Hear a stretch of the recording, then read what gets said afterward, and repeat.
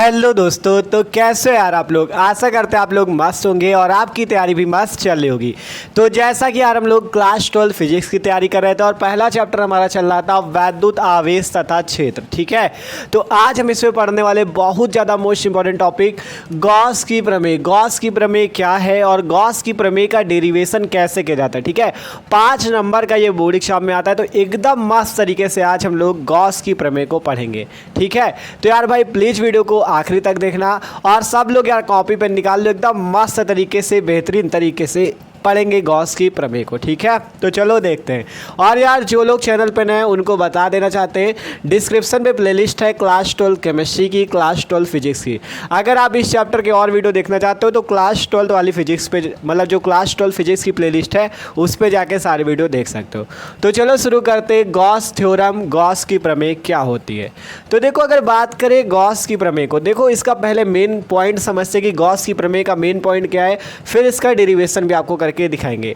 तो देखो गॉस की प्रमेय में क्या होता है। गॉस की प्रमेय कहती है किसी भी गॉसियन पृष्ठ। ठीक है, गॉस की प्रमेय में क्या लिया जाता है, गॉसियन पृष्ठ लिया जाता है। किसी भी गॉसियन पृष्ठ से होकर गुजरने वाला, किसी भी गॉसियन पृष्ठ से होकर गुजरने वाला, ठीक है, किसी भी गॉसियन पृष्ठ से होकर गुजरने वाला संपूर्ण वैद्युत फ्लक्स। गुजरने वाला क्या चीज़, संपूर्ण वैद्युत फ्लक्स। हमने आपको वैद्युत फ्लक्स के बारे में पढ़ाया भी हुआ है। संपूर्ण वैद्युत फ्लक्स फाई, वैद्युत फ्लक्स को फाई ई से प्रदर्शित करते हैं। संपूर्ण वैद्युत फ्लक्स जो फाई ई होगा, कहा गया गॉस की प्रमेय में ये कहा गया किसी भी गॉसियन पृष्ठ से होकर गुजरने वाला संपूर्ण वैद्युत फ्लक्स फाई ई पृष्ठ में उपस्थित आवेश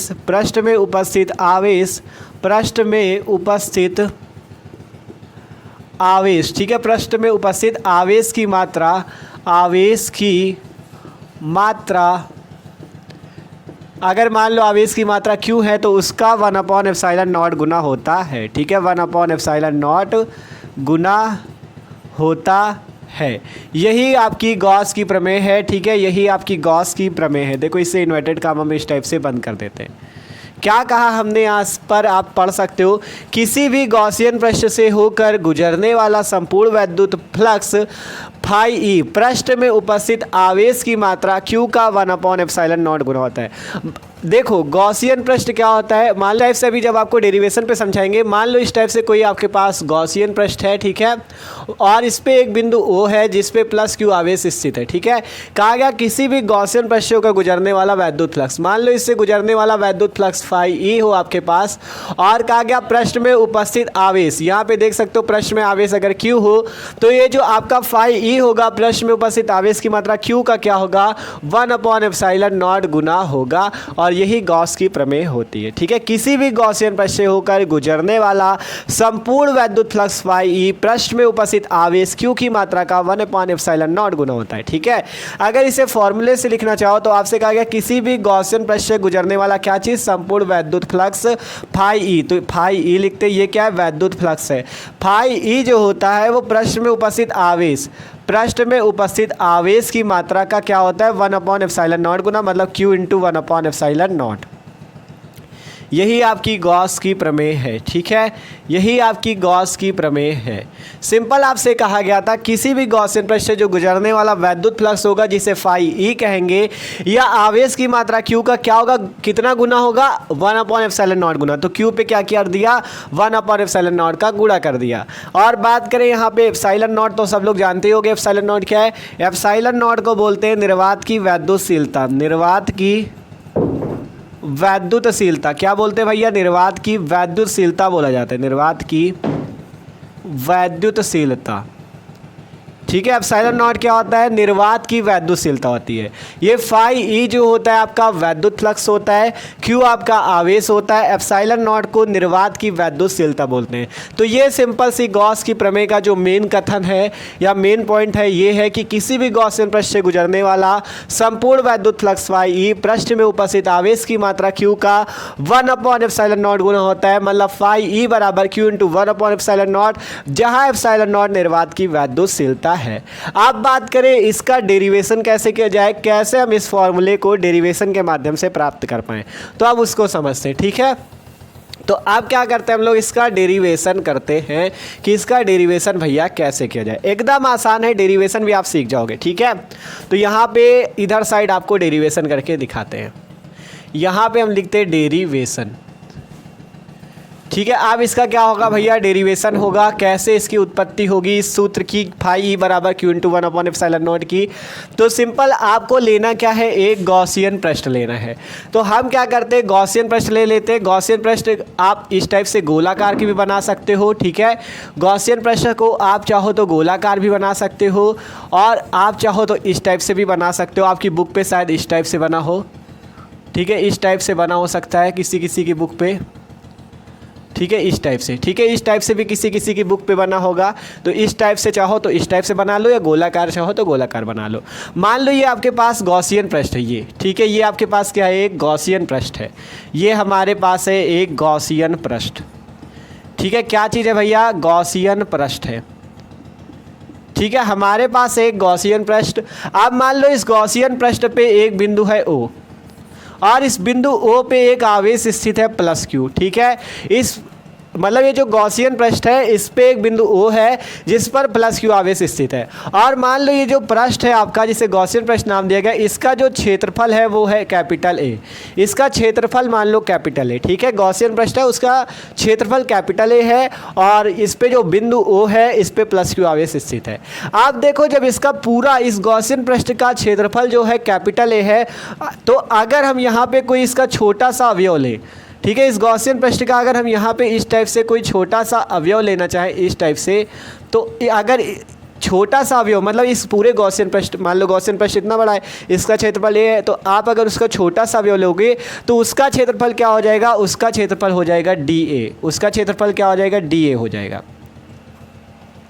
ठीक है, जो गॉसियन पृष्ठ का छोटा सा लघु अवयव है इसका क्षेत्रफल हमने क्या मान लिया, DA मान लिया। ठीक है, अब जब DA हो गया तो अगर हम मान लो यहाँ पे हम O से R मीटर दूरी पर एक बिंदु ले लें, यहाँ पे P।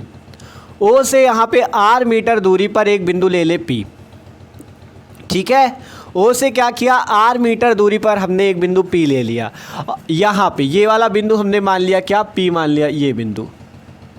ठीक है, सिंपल, ये जो छोटा सा आपने भाग लिया है इसी पे हमने एक बिंदु P मान लिया, O से R मीटर दूरी पे है। अब मान लो हम यहाँ पे इसको, इस वाले पॉइंट को यहाँ से मिला दें, और इस वाले पॉइंट को हम यहाँ से मिला दें। ठीक है, इस टाइप से कोई दिक्कत नहीं किसी को, देख सकते हो इस वाले पॉइंट को हमने यहाँ से मिला दिया, इस पॉइंट को यहाँ से मिला दिया। अब क्या करते हैं, अब आपको पता है इसके बीच में यहाँ पे जो कोण बनेगा वो कौन सा कोण होगा, घन कोण होगा, जिसे नाम दिया जाएगा D ओमेगा। ठीक है, घन कोण होगा जिसे क्या नाम दिया जाएगा, D ओमेगा।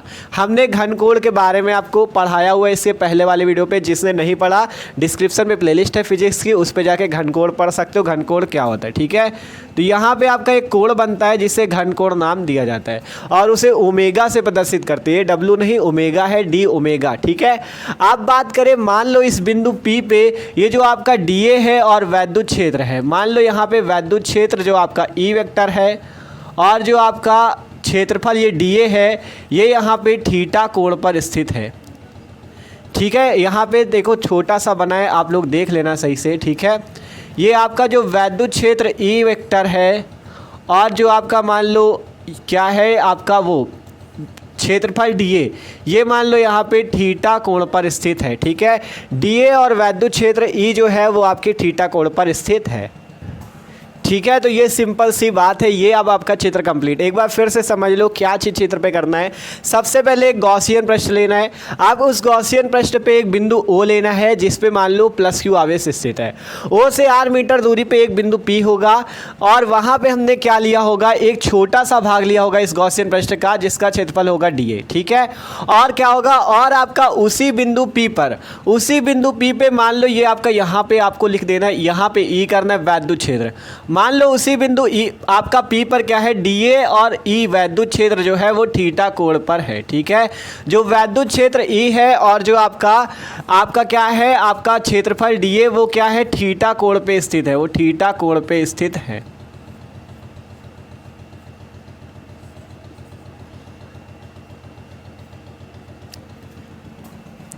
ठीक है। इस टाइप से आप करना क्या है, आपको इस वाले पॉइंट को यहाँ से मिला देना है, इस वाले पॉइंट को यहाँ से मिला देना है, आपका चित्र कंप्लीट हो जाएगा। अब आपको करना क्या है, केवल डेरिवेशन।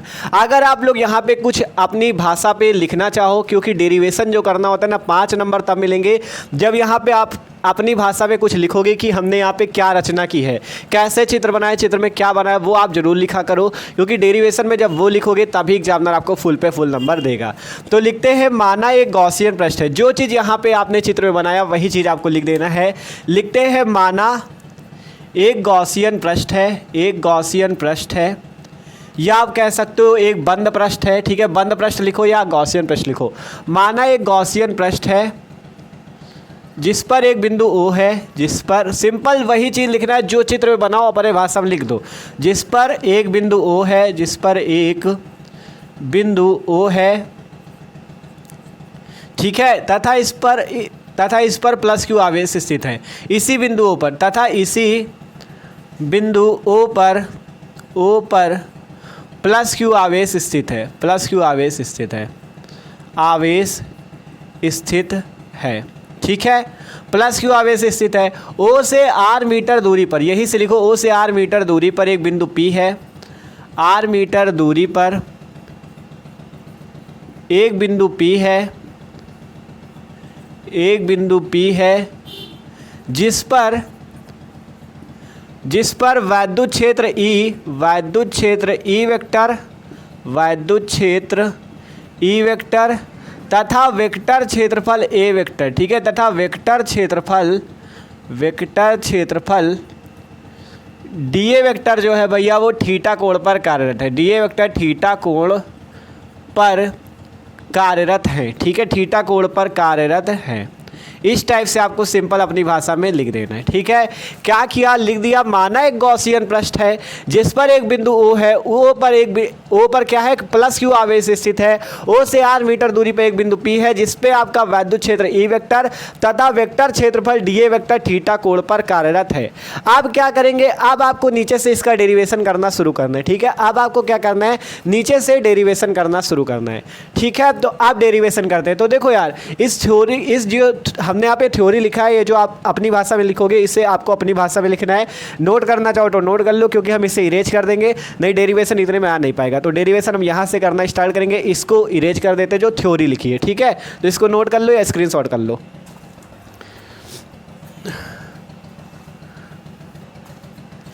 ठीक है, आप करते हैं डेरिवेशन, इस सूत्र को प्राप्त करते हैं फाई बराबर Q इंटू 1/ε0।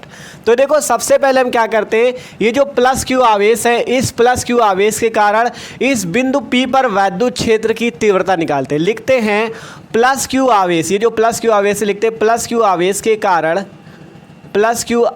के कारण बिंदु P पर वैद्युत क्षेत्र, बिंदु P पर वैद्युत क्षेत्र की तीव्रता भी लिख सकते हो, वैद्युत क्षेत्र की तीव्रता। ठीक है, देखो सबसे पहले क्या करना, जब कॉपी पे आप बोर्ड की कॉपी अगर एग्जाम में पूछा जाता है, सबसे पहले इतना लिख देना, उसके बाद डेरिवेशन हेडिंग लगाना, चित्र बना लेना साइड पे, और जो थ्योरी अभी लिखी थी पहले उसको लिख देना। उसके बाद आगे ये वाला शुरू करना जो आगे डेरिवेशन कर रहे हैं, कि प्लस Q आवेश के कारण बिंदु P पर वैद्युत क्षेत्र की तीव्रता। आप देखो प्लस Q आवेश के कारण वैद्युत क्षेत्र की तीव्रता जो E आएगी उसका सूत्र होगा 1/4πε0। ठीक है, 1/4πε0। और आपका यहाँ पे आवेश क्या है, Q है, तो Q अपॉन में दूरी क्या है, R, तो R²। ये आपका वैद्युत क्षेत्र आएगा, इसे आपको मान लेना समीकरण नंबर 1, E = 1/4πε0 Q/R²। अगर परावैद्युतांक K हो तो यहाँ पे K लगा देना, और निर्वात या वायु पे हो तो K को हटा भी सकते हो। ठीक है, परावैद्युतांक K आप कब लगाओगे, जब माध्यम होगा कोई। ठीक है, और निर्वात या वायु पे है तो K को ना लगाना। ठीक है, तो E = क्या फॉर्मूला है, 1/4πε0 Q/R²। आप क्या करते हैं, आप निकालते हैं इस बिंदु P से होकर गुजरने वाला वैद्युत फ्लक्स। लिखते हैं बिंदु P से, ब्लू से लिखे, देखो बिंदु P से होकर, लिखते हैं बिंदु P से होकर गुजरने वाला वैद्युत फ्लक्स, बिंदु P से होकर गुजरने वाला वैद्युत फ्लक्स। ठीक है, इसी टाइप से भाई मस्त करोगे अगर डेरिवेशन एग्जाम में ना तो फुल पे फुल नंबर मिलेंगे। बिंदु P से होकर गुजरने वाला वैद्युत फ्लक्स, बिंदु P से होकर गुजरने वाला वैद्युत फ्लक्स।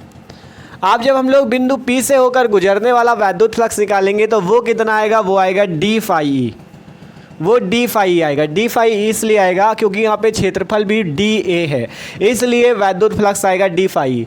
d फाई ई बराबर सूत्र हो जाएगा E वेक्टर डॉट में dA वेक्टर। ठीक है, d फाई ई बराबर क्या हो जाएगा, E वेक्टर डॉट में dA वेक्टर। ठीक है, ये आपका आ जाएगा। इसे चाहो तो आप इक्वेशन नंबर सेकंड मान सकते हो। ठीक है, ये जो d फाई ई आया ना, ये आपका इस छोटे से बिंदु, ये जो आपका छोटा सा अवयव था, आपने क्या लिया था, गॉसियन पृष्ठ का क्षेत्रफल a था, इसका एक छोटा सा अवयव लिया था जिसका क्षेत्रफल dA था।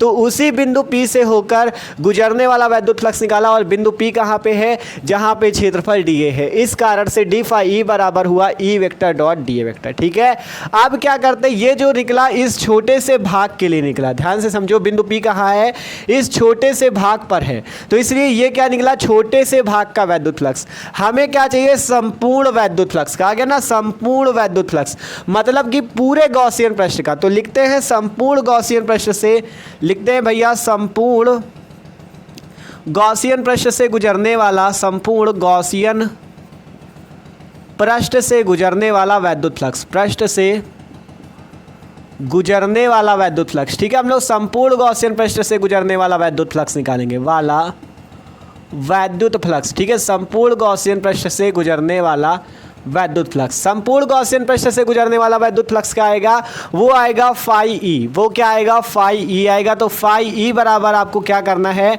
आपको क्या करना है, समाकलन कर देना है d फाई ई का। आपको समाकलन कर देना है d फाई ई का, तो आपको संपूर्ण वैद्युत फ्लक्स मिल जाएगा। ठीक है, d फाई ई छोटे से भाग का था, संपूर्ण निकालना है तो आपको क्या कर देना है, समाकलन कर देना है। ठीक है, आपको क्या करना है, ये समाकलन का चिन्ह है, इंटीग्रेशन का चिन्ह है। ठीक है, और यहाँ पे आपको समाकलन, बंद समाकलन लेना है। ठीक है, इस टाइप से बनाना है और यहाँ पे इस टाइप से गोला कर देना है, ये बंद समाकलन कहलाता है। ठीक है, तो फाई ई बराबर समाकलन d फाई ई, इस टाइप से समाकलन का चिन्ह बना लेना, d फाई ई। आप कुछ नहीं करना, एकदम आसान है, देखना। ठीक है, फाई ई बराबर लिखते हैं, फाई ई बराबर समाकलन d फाई ई था, तो d फाई ई की वैल्यू रख दो E vector dot dA vector. ठीक है, E vector dot dA vector. अब आपको पता है कि E और dA के बीच कितना है, कोण थीटा। तो लिखते हैं चूंकि चूंकि E वेक्टर व dA वेक्टर के बीच कोण थीटा है, के बीच कोण थीटा है। ठीक है, E वेक्टर व dA वेक्टर के बीच भैया कोण कितना है, थीटा। जब E वेक्टर व dA वेक्टर के बीच कोण थीटा होगा तो आप यहाँ पर से लिख दोगे फाई ई बराबर समाकलन d फाई ई की जगह क्या आया था, E vector dot dA vector. आप जब इसके बीच कोण थीटा होगा तो आपको लिख देना E dA कॉस थीटा। ठीक है, थीटा कोण होने की वजह से E वेक्टर और dA वेक्टर जो था उसकी जगह लिख दिया गया E dA कॉस थीटा। अब वेक्टर हट चुका है। ठीक है, तो केवल बचा E dA cos theta. Theta क्यों आया, क्योंकि इसके बीच का कोण थीटा है, देख सकते हो चित्र पे, E और dA के बीच कोण थीटा है। आप देखो यहाँ पे आपको E की वैल्यू पता है, E की वैल्यू कहाँ, ये है, तो इस वैल्यू को भी रख देते हैं। तो फाई ई बराबर, ठीक है, तो सिंपल इतना आने के बाद आपको इस E की वैल्यू रख देनी 1/4 पाई एप्सिलॉन नॉट Q/r²। तो यहाँ पे वैल्यू रखते हैं, लिखते हैं समाकलन E की वैल्यू रखते हैं 1/4 pi epsilon not, 1/4 pi epsilon not Q/r²। ठीक है, ये वैल्यू रख दी गई E की 1/4 पाई एप्सिलॉन नॉट Q/r²। आगे हो जाएगा dA कॉस थीटा, आगे क्या हो जाएगा, dA कॉस थीटा। देखो फाई ई इक्वल टू समाकलन 1/4 pi epsilon not Q/r² dA cos theta. आप क्या करते हैं, यहाँ पर से आपको देखो क्या क्या बाहर निकाल लेना है। यहाँ से आपको यहाँ पर से देखो फाई ई बराबर लिखना है, यहाँ पर से 1/4 पाई एप्सिलॉन नॉट और इस Q को बाहर कर लेना है। ठीक है, 1/4 पाई एप्सिलॉन नॉट और इस Q को बाहर कर लेना है, फिर लगाना है यहाँ पे समाकलन। ठीक है, फिर यहाँ पे लगाना है समाकलन। अब बचेगा क्या, dA कॉस थीटा बटे r², बच जाएगा dA कॉस थीटा बटे में r²। ध्यान से देख लो, कुछ नहीं किया भैया, फाई ई इक्वल टू 1/4πε0 और क्यू को ले लिया बाहर, समाकलन ये लगा डी ए कॉस थीटा बटे आर स्क्वायर बच जाएगा। अब आगे एकदम छोटा सा बचा है, आपका सूत्र आ चुका है, पूरा डेरिवेशन कंप्लीट है। मान लो यहाँ पर से लिखते हैं फाई ई बराबर, और एक चीज़ जान लो, ये जो आपका डी ए कॉस थीटा बटे आर स्क्वायर लिखा हुआ है, ये डी ए कॉस थीटा बटे आर स्क्वायर लिखते हैं, चूँकि डी ए कॉस थीटा बटे में आर स्क्वायर को हम लोग क्या कहते हैं, इसकी वैल्यू को हम कहते हैं ओमेगा। ठीक है, ओमेगा को क्या बोला जाता है, घन कोण। ओमेगा को क्या बोला जाता है, घन कोण। तो ये जो डी ए कॉस थीटा बटे आर स्क्वायर लिखा है ना, इसकी जगह आप क्या लिख सकते हो, ओमेगा लिख सकते हो। ठीक है, और ओमेगा कैसा लिख सकते हो, डी ओमेगा, क्योंकि यहाँ पे डी है तो यहाँ पे ओमेगा भी कैसा आएगा, डी ओमेगा, क्योंकि यहाँ पे घन कोण क्या था, डी ओमेगा था। ठीक है, छोटे से भाग का घन कोण क्या था, डी ओमेगा, इस कारण से डी ए कॉस थीटा बटे आर स्क्वायर इक्वल टू आ जाएगा डी ओमेगा। तो यहाँ पर से आगे लिखते हैं फाई ई बराबर 1/4πε0, और यहाँ पे Q है तो Q लिख दो, समाकलन आपका इस डी ए कॉस थीटा बटे आर स्क्वायर की जगह क्या आ जाएगा, डी ओमेगा, तो डी ओमेगा लिख देते हैं। ठीक है, कोई दिक्कत नहीं, सिंपल क्या हुआ, डी ए कॉस थीटा बटे आर स्क्वायर की जगह डी ओमेगा आ गया। अब लिखते हैं चूंकि डी ओमेगा, ये जो समाकलन डी ओमेगा लिखा हुआ है, लिखते हैं चूंकि समाकलन डी ओमेगा बराबर लिख सकते हो आप ओमेगा। ठीक है, देखो सिंपल क्या कह रहे हैं, समाकलन डी ओमेगा बराबर आप क्या लिख सकते हो, ओमेगा। क्यों लिख सकते हो ऐसा, क्योंकि आपको पता है डी ओमेगा छोटे से भाग का है घनकोण, अगर आप इसका समाकलन कर देते हो तो आपको संपूर्ण भाग का घनकोण मिल जाएगा। ठीक है, डी ओमेगा छोटे से भाग का घनकोण है, अगर आप इसका समाकलन कर देते हो तो आपका पूरे भाग का घनकोण मिल जाएगा ओमेगा। तो जहाँ पे समाकलन डी ओमेगा लिखा है, आप इसकी जगह क्या लिख सकते हो, ओमेगा लिख सकते हो। तो लिखते हैं फाई ई बराबर 1/4πε0 Q इंटू जो समाकलन डी ओमेगा लिखा है, इसकी जगह क्या लिख देंगे, ओमेगा। ठीक है, इस टाइप से देख लो, फाई इक्वल टू 1/4πε0, Q की जगह Q ही आया, जो समाकलन डी ओमेगा था उसकी जगह लिख दिया ओमेगा। आप लिखते हैं चूँकि ओमेगा का भी एक मान होता है, ओमेगा बराबर होता है 4π, ओमेगा बराबर होता है 4π। ठीक है, इस ओमेगा बराबर आप क्या लिख सकते हो, 4π लिख सकते हो। तो यहाँ पे जहाँ ओमेगा लिखा वहाँ पे लिख दो 4π, तो फाई इक्वल टू 1/4πε0।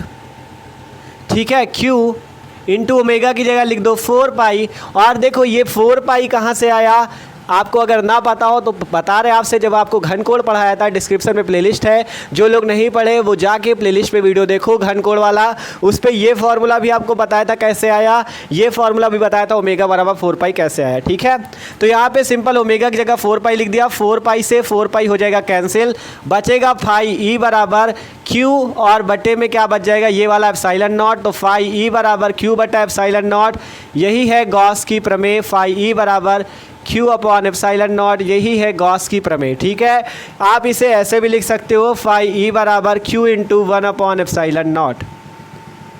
ठीक है, ये जो चाहे ऐसे लिखो या ऐसे लिख सकते हो, फाई ई बराबर Q/ε0। ठीक है, ऐसे भी लिख सकते हो और ऐसे भी लिख सकते हो। ठीक है, अब एक बार पूरा डेरिवेशन और पूरा गॉस की प्रमेय फिर से समझो, तब आपको ये पूरा समझ में आ जाएगा क्या चीज़ यहाँ पे हुआ है। सबसे पहले गॉस की प्रमेय पे हमने आपसे कहा, किसी भी गॉसियन पृष्ठ से होकर गुजरने वाला संपूर्ण वैद्युत फ्लक्स फाई पृष्ठ में उपस्थित आवेश की मात्रा Q का 1/ε0 गुना होता है। पढ़ सकते हो, किसी भी गॉसियन पृष्ठ से गुजरने वाला संपूर्ण वैद्युत फ्लक्स फाई पृष्ठ में आवेश की मात्रा Q का 1/ε0 गुना होता है। तो फाई ई बराबर Q इंटू 1/ε0, जहाँ एप्सिलॉन निर्वात की वैद्युतशीलता है। डेरिवेशन देखो, सबसे पहले आपको करना क्या है, आपको एक गॉसियन पृष्ठ ले लेना है जिसका क्षेत्रफल A है, इस पे एक बिंदु O हो जाएगा जिस पर आवेश प्लस Q होगा, और O से R मीटर दूरी पर एक बिंदु P होगा जो, और यहाँ पे आपको एक छोटा सा भाग भी ले लेना है क्षेत्रफल का। मान लो पूरे गॉसियन पृष्ठ का क्षेत्रफल A था, आपको इसका एक छोटा सा भाग ले लेना जिसका क्षेत्रफल dA होगा। ठीक है, और इस बिंदु P पर एक चीज़ और मान लेना कि वैद्युत क्षेत्र E और dA जो है थीटा कोण पर स्थित है। और यहाँ पे लिखोगे क्या, माना एक आपका गॉसियन पृष्ठ है जिस पे बिंदु O है, O पर प्लस Q आवेश स्थित है, O से R मीटर दूरी पर एक बिंदु P है जिस पे आपका वैद्युत क्षेत्र E तथा dA आपका थीटा कोण पर स्थित है। इतना लिखने के बाद आपको करना क्या है, इस वाले पॉइंट को यहाँ से लेकर यहाँ तक मिला देना है, इस वाले पॉइंट को यहाँ से लेकर यहाँ तक मिला देना है, और इसके बीच जो घन कोण हो जाएगा वो डी ओमेगा हो जाएगा। डेरिवेशन एकदम छोटा सा है, समझना बस आपको है। लिखते हैं प्लस Q आवेश के कारण बिंदु P पर, इस प्लस Q आवेश के कारण बिंदु P पर वैद्युत क्षेत्र की तीव्रता, तो E इक्वल टू आएगा 1/4πε0 Q/r²। आप लिखते हैं बिंदु P से, इस बिंदु P से होकर गुजरने वाला वैद्युत फ्लक्स, तो वो हो जाएगा d फाई। क्यों डी फाई हुआ? क्योंकि यहाँ पे क्षेत्रफल डी ए था, इसलिए आपका वैद्युत फ्लक्स डी फाई हुआ। डी फाई बराबर E vector dot D A vector. इसे मान लो समीकरण 2। लिखते हैं संपूर्ण गॉसियन पृष्ठ से गुजरने वाला वैद्युत फ्लक्स, पूरे गॉसियन पृष्ठ से, क्योंकि आपको चाहिए संपूर्ण वैद्युत फ्लक्स, इसलिए संपूर्ण गॉसियन पृष्ठ का चाहिए होगा। तो यहाँ से आएगा फाई ई बराबर समाकलन कर देना डी फाई का, फिर यहाँ पे डी फाई की वैल्यू रखेंगे ई डी ए, ठीक है, E vector dot D A vector. अब यहाँ पे ई डी ए के बीच कोण थीटा है, लिखते हैं ई वेक्टर व डी ए वेक्टर के बीच कोण थीटा है, तो यहाँ पर से E vector dot D A vector की जगह आ जाएगा E D A cos theta, ठीक है। अब यहाँ पर से फाई ई बराबर समाकलन 1/4 pi epsilon naught q upon r square, आपको इस ई की जगह रख देना, देख सकते हो ई बराबर 1/4 pi epsilon naught q upon r square रख दिया हमने। आगे डी ए कॉस थीटा वैसा ही। आप देखो फाई ई बराबर 1/4 पाई एप्सिलॉन नॉट और क्यू को आपको ले लेना बाहर, देखो 1/4 पाई एप्सिलॉन नॉट और क्यू को ले लेना बाहर, समाकलन यहाँ पे बचेगा डी ए कॉस थीटा बटे में आर स्क्वायर, इतना बच जाएगा। अब समाकलन डी ए कॉस थीटा बटे आर स्क्वायर बराबर होता है डी ओमेगा, तो इसकी जगह आपको इसकी जगह ये जो समाकलन d A cos theta upon r square है, इसकी जगह लिख देना डी ओमेगा। अब समाकलन डी ओमेगा को आप लिख सकते हो ओमेगा, क्योंकि डी ओमेगा छोटे से भाग का घनकोण है और ओमेगा जो हो जाएगा पूरे भाग का घनकोण हो जाएगा, तो यहाँ पे इसकी जगह ओमेगा लिख देंगे। अब ओमेगा बराबर होता है 4 पाई, तो ओमेगा का मान रख दो 4 पाई, तो यहाँ पर ये 4 पाई और ऊपर ओमेगा का 4 पाई आएगा, 4 पाई से 4 पाई कैंसिल, बचेगा फाई ई बराबर ये वाला क्यू, और नीचे यहाँ पे अगर समझ में ना रहा हो तो देखो सही से बना दे, यहाँ पे एप्सिलॉन नॉट लिखा हुआ है, ये लिखा हुआ है एप्सिलॉन नॉट, ठीक है, 4 पाई एप्सिलॉन नॉट लिखा हुआ है, 4 पाई तो इस 4 पाई से कैंसिल हो जाएगा, केवल बचेगा फाई ई बराबर ये वाला क्यू बचेगा, ये वाला एप्सिलॉन नॉट बचेगा, फाई ई बराबर क्यू बटा एप्सिलॉन नॉट, यही गॉस की प्रमेय है, ठीक है। देख सकते हो फाई ई बराबर क्यू बटे एप्सिलॉन नॉट, यही गॉस की प्रमेय है। इसे ऐसे भी लिख सकते हो फाई ई बराबर क्यू इंटू 1 एप्सिलॉन नॉट, या फाई ई बराबर क्यू बटा एप्सिलॉन नॉट। तो मस्त तरीके से आप डेरिवेशन कर सकते हो, 5 नंबर आपके कोई भी काट नहीं सकता, ये जान लो, ठीक है। पहले इतना करना, फिर डेरिवेशन हेडिंग डाल के जो थ्योरी थोड़ा बहुत लिखना हो अपनी भाषा में लिख लेना, पूरा डेरिवेशन कर देना, ठीक है। तो आशा करते हैं वीडियो यार आपको अच्छा लगा होगा और गॉस की प्रमेय समझ में भी आई होगी। तो समझ में आई हो तो यार वीडियो को लाइक कर लेना, और चैनल पे ना हो तो सब्सक्राइब भी कर लेना, ठीक है। और डिस्क्रिप्शन में क्लास 12 फिजिक्स की प्लेलिस्ट है, उस पर जाके आप और भी वीडियो देख सकते हो इस चैप्टर के जितने भी हैं वैद्युत आवेश सतह क्षेत्र के। तो मिलते हैं अगली वीडियो पे, स्क्रीनशॉट कर लो।